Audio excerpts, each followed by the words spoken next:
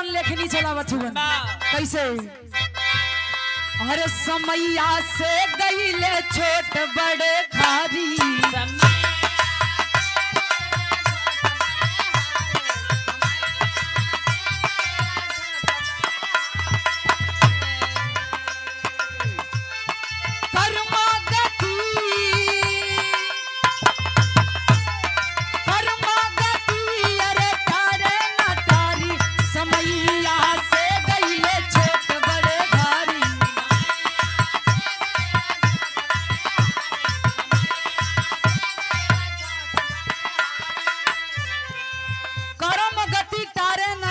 समैया से गईले छोट बड़े हारे पहला प्रमाण मिलत हो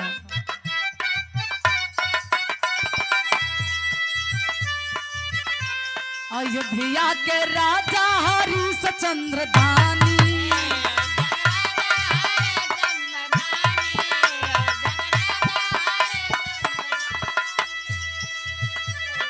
बिगड़ल समैया भी के तीनों हो प्राणी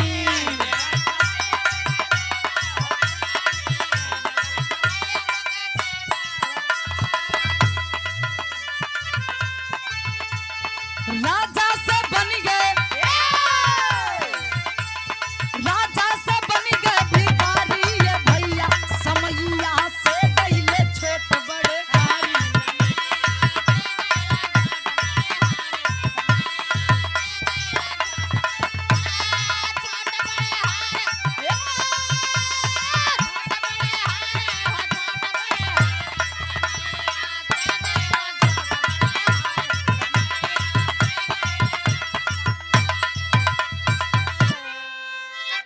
समैया से गईले छोट बड़े हारे अयोध्या के राजा हरिश्चंद्र दानी जेकर नाम रहे शोहरत रहे चर्चा रहे लेकिन नहू के समय पे मार पड़ल बा समय केहू के नहीं छोड़ले हाँ राजा हरिश्चंद्र के समय बिगड़ल तीनों प्राणी बिक गईलन बेटा पत्नी खुद अपने आप के भी बेच देलन समय बलवान होता है बाबूजी समय के मार के करा ऊपर अवरी पड़ल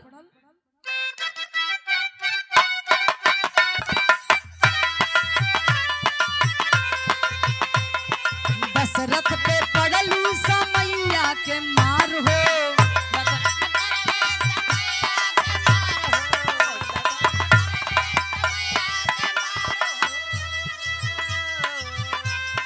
राम लखन सिया आइले बनवा मझार हो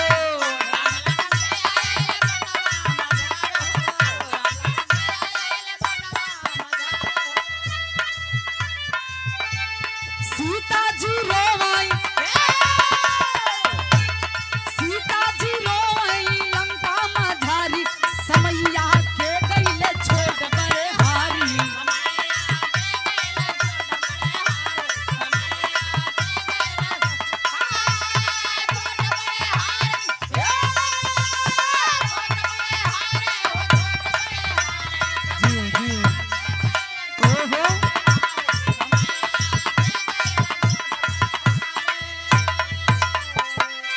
समैया के गईले छोट बड़े हारी भगवान श्री राम जी लक्ष्मण जी के साथ सीता जी के साथ 14 वर्ष खातिर जब वनवास अइलन समय के मार पड़ल बा ये पंचो समय बिगड़ल बा सीता के हर के लंका ले गई हर सीता जी लंका में बिलखत है रोवत है समय के दोष देते हैं कि आज हमार समय हमके कहां से कहां पे लाके पहुंचौले बा लेकिन समैया के चपेटा में के आइल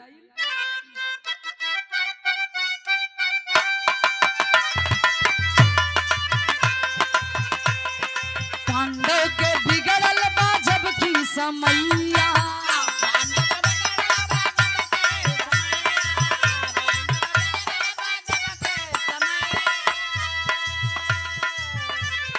जुआ में हार गईले अपनी लुगैया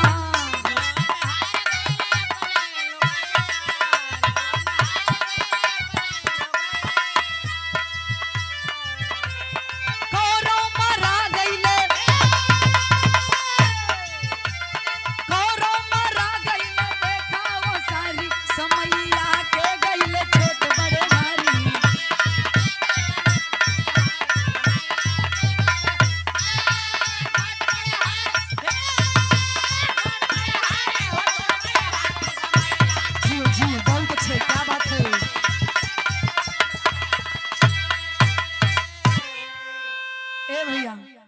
पांडव के समय बिगड़ल बा। और जब पांचों पांडव के समय बिगड़ल तो 5 पांडव की इकलौती पत्नी द्रौपदी पंचाली आज अपने पत्नी के जुआ में 5 पांडव हार गईलन। समय बलवान होता है, समय केहू के छोड़ले। यही से कवि जी के लिखे के पड़ल का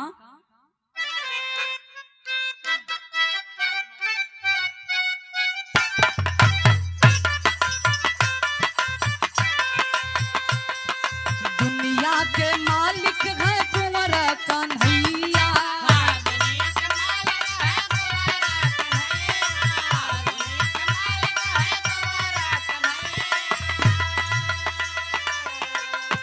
उनहु के बिगड़ल बा एक दिन समैया।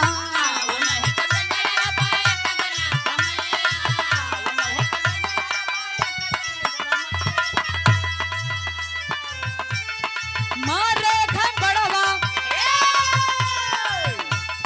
मारई बहेलिया हो बड़वा या नारी, समैया के गईले छोट बड़े हारी।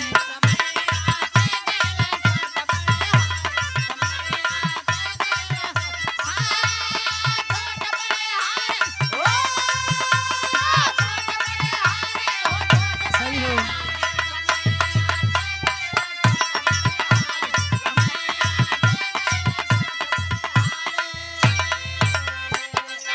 ए भैया, दुनिया के मालिक भगवान कृष्ण कन्हैया जेकर तीनों लोक में शासन रहेला, लेकिन समय के मार से उनहु नहीं बचलन। उनहु के समय खराब भइल। भगवान कन्हैया घूमे खातिर जंगल गईलन, बहेलिया खींच के बाण बाबूजी मरलस पैर में। भगवान कन्हैया के वहीं आखिरी समय चले लगल। समय के चपेट से केहू बचल। यहीं से कहल गईल बा समय बलवान होता है।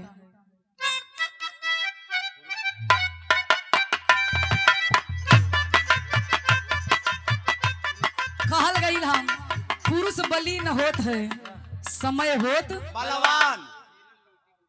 समय के आगे केहू के चलल ना आखिरी लाइन में संकेत हो।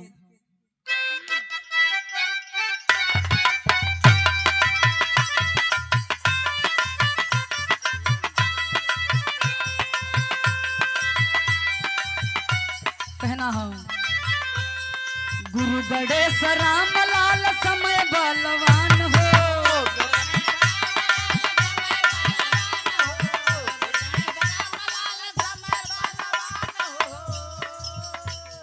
रामदेव स्वर्ग गए चढ़ के विमान हो।